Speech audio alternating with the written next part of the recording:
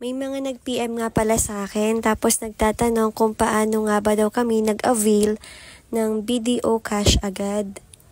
Yun nga po palang BDO Cash Agad, yun po yung POS machine ni BDO na kung saan ay pwede pong mag-withdraw ang kahit sinong customer using ng any ATM banknet, any ATM card banknet po. Pwede ang BPI, Land Bank, PNB, BDO, basta banknet po. Ang GCash ata ay banknet din, no, yung ATM card nila. Basta po ATM banknet po. Pwede po iyon. Ang una pala namin ginawa diyan, kung naaalala ninyo, ay nag-visit kami kay BDO office at nag-open kami ng business account namin. Kasi meron na po kaming savings account sa kanila, bali 3 na yung savings account namin. Pero ni-require po nila kami ng business account para sa aming POS machine. Yun nga lamang po ay kailangan meron po tayong hawak na 10,000 pesos once na nag-open po tayo ng business account kay BDO. Yung 10,000 pesos po ang magiging deposit ng ating business account.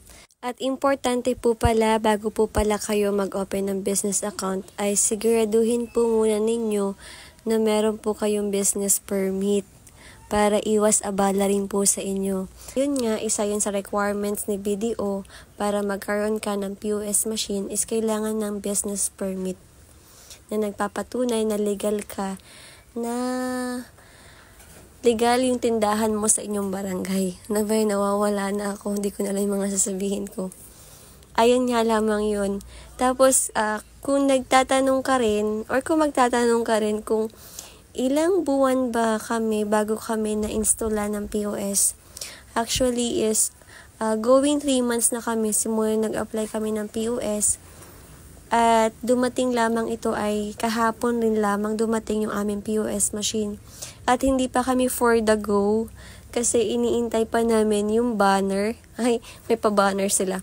Meron kasi silang tarpaulin na nakalagay ng BDO Cash Agad. Tapos yung hindi pa namin napag-uusapan yung interest rate namin at kung may quota ba ito.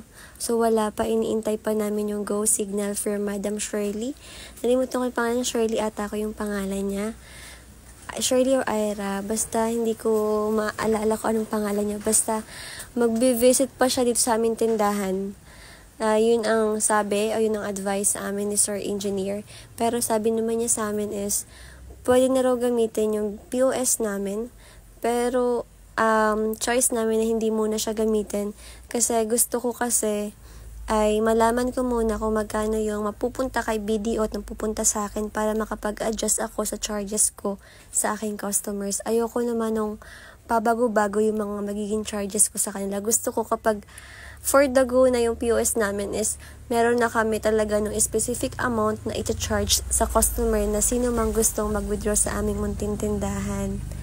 Yun lamang po, and I hope sa mga nagmamanifest na magkaroon din ng instant withdrawal cash sa inyong tindahan is sign nyo na po ito na mag-apply kay BDO.